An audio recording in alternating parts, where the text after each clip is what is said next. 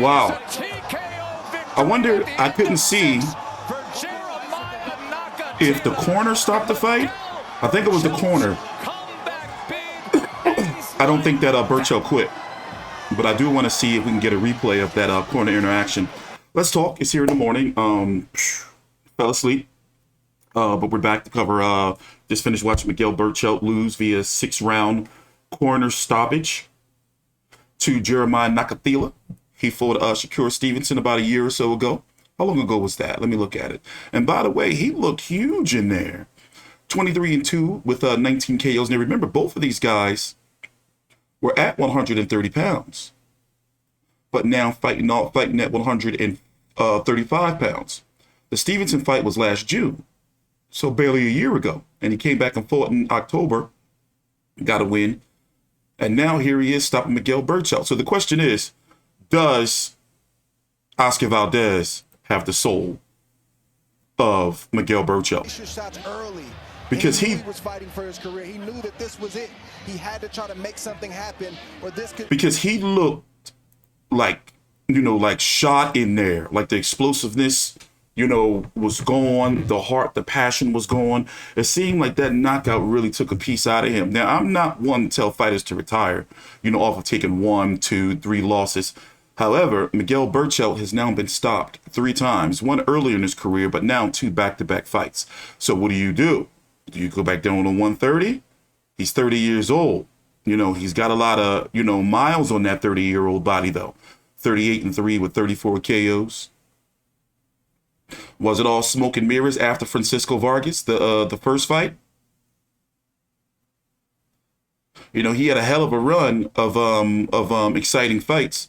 But then, he met Oscar Valdez, an actual, fully into his prime, no scar tissue, like Francisco Vargas type of fighter.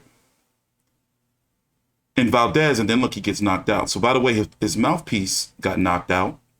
This was about the 38-second mark of the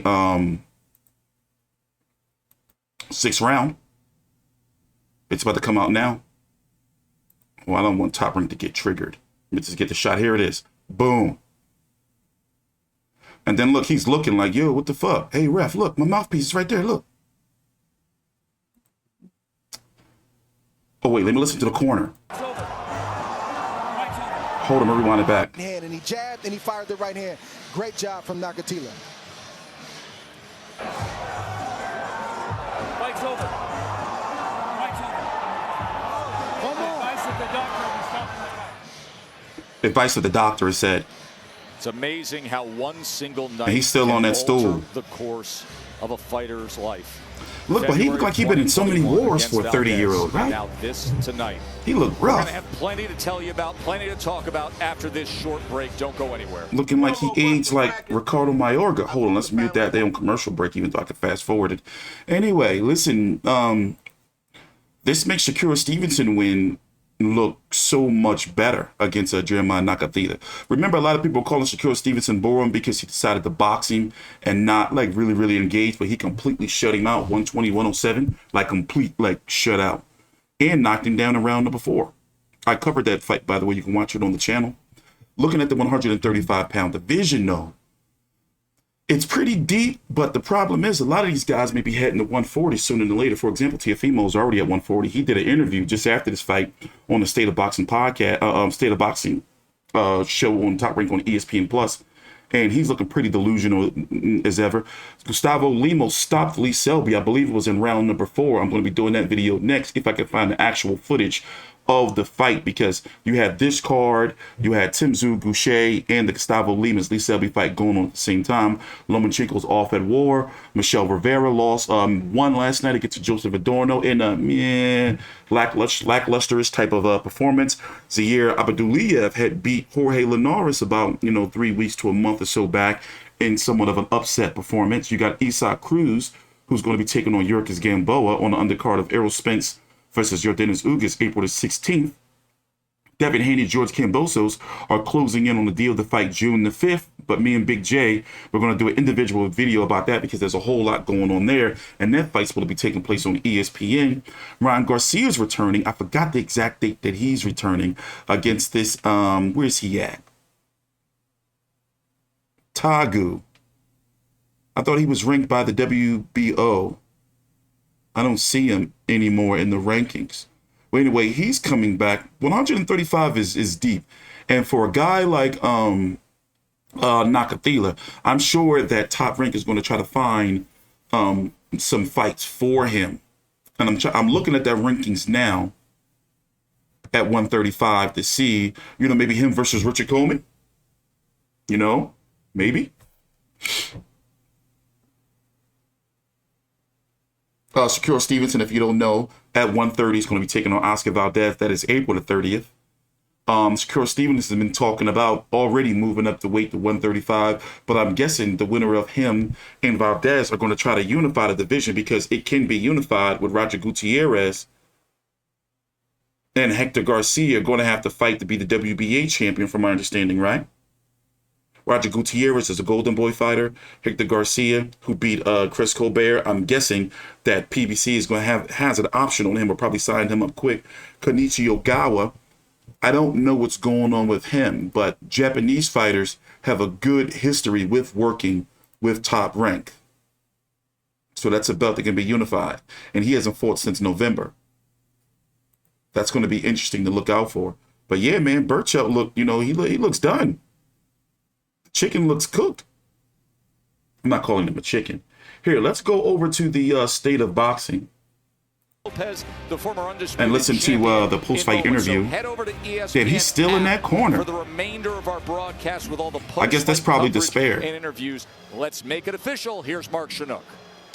Guess that's probably despair. Ladies and gentlemen, here inside Resorts World Las Vegas, referee 8:30 in the morning. Calls Jesus. a stop to this bout at the conclusion of the 6th round based on the advice of our ringside physician. Declaring your winner by technical knockout, Jermall Nakathila. He said, I have the strength to knock out any lightweight. Well, welcome to the lightweight division. The power punching in the big right hand of Jeremiah Nakathila. Again, join us on the ESPN app right now for the State of Boxing Hour. Yeah, let me pull that up. I hate that, this is the end of the Top Rank on ESPN Plus broadcast right here. You see it's at the very end. But in order to listen to the post-fight interviews, you got to go over to the State of Boxing. Like, bro, bro. Like, so where is it at? Where's the State of Boxing? See what I mean? See what I mean? See what the hell's going on? And you see how it's not like in the Top Rank page? Like when you go under boxing for ESPN and Top Rank, it's not there. It's not like in the in the page. So now I gotta go searching for it.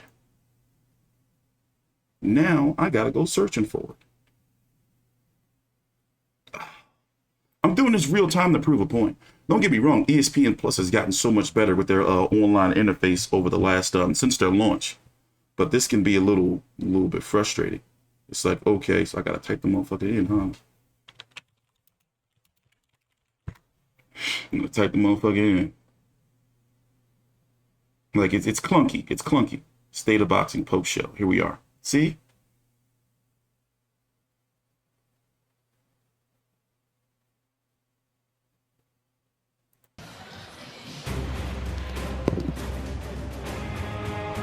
In favor of Jeremiah Nakathila. Let's listen in. Miguel Berchelt, the second in a row. Miguel, fuiste un guerrero esta noche, sin embargo, no fue suficiente. ¿Qué pasó? What happened tonight? You were a warrior in the ring until the last second. What happened? Pues bueno, nos sorprendimos, yo estaba listo para seguir, soy un guerrero mexicano, pero bueno, el referee no sé por qué la paró, yo estaba bien, quería seguir la pelea, pero él ya no me dejó salir, entonces el referee es la máxima autoridad, entonces hay que respetar su decisión.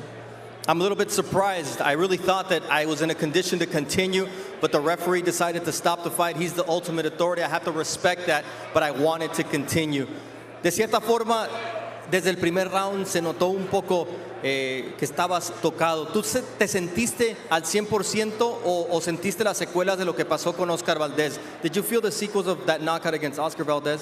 No, me sentía bien, la verdad que mientras haya tiempo y una oportunidad de ganar, Yo creo que tengo la potencia para cambiar el golpe, una pelea de un golpe, pero bueno, hay que respetar al referee. El referee decidió parar la pelea y yo quería seguir, pero no me dejó. I think that I had the punching power to change the fight at any moment. I felt that I'm a warrior and I wanted that opportunity, but the referee made the decision to stop the fight. Después de estas dos derrotas de esta manera, el futuro qué depara para ti? What's next for you? No, levantarse, no importa. Yo voy a descansar primero, voy a ir a ver a mi mamá, a mi familia, nutrirme y luego voy a regresar. Los grandes campeones no son los que siempre ganan, son los que caen, pero siempre se levantan. Entonces yo me voy a levantar de esto y más fuerte. I'm going to get up. I'm going to rise from this. The great champions are not the ones who fall. The great champions are those that rise. And I will go home, spend some time with my family, visit with them, get some rest, and I'm going to come back stronger than ever. Gracias y te deseamos lo mejor. Thank you very much. No, muchas gracias y quiero felicitar a Jermell Nakathila, una buena victoria y pues bueno, esperemos mi regreso. I want to thank Jeremiah Nakathila and congratulate him on a wonderful victory. As we make our way over now to Jeremiah Nakathila, you told us in the fighter meetings, Jeremiah, that it was going to be easy. Was it easy to take out Miguel Berchelt tonight? You know, for me, you know, just from the first round, you know, my corner, you know, when they observe, they say, take your time. It's not going to reach 10 rounds. What you got, I know what I have, I knew it's going to be difficult for him to reach the 10th round. It was not so easy, but, you know, I make it look easy. It seemed like in the fourth round he got you pretty good, but then in that last round you were able to, it looked like, really go after his nose and really damage him. When did you know you had this fight won? Yeah, I at some point I know he can't swing. You know, I smile at him and then I say, yeah, come on. And mark on him. I didn't really bother me. You know, the way he comes, he swing there. It didn't bother me because I just get back to my game plan, and then you know I capitalize especially what I did. You said in our pre-fight meetings that he was still asleep from the knockout against Oscar Valdez, and you were going to go put him to sleep. Do you think if they let him come out for the 7th round, that happens?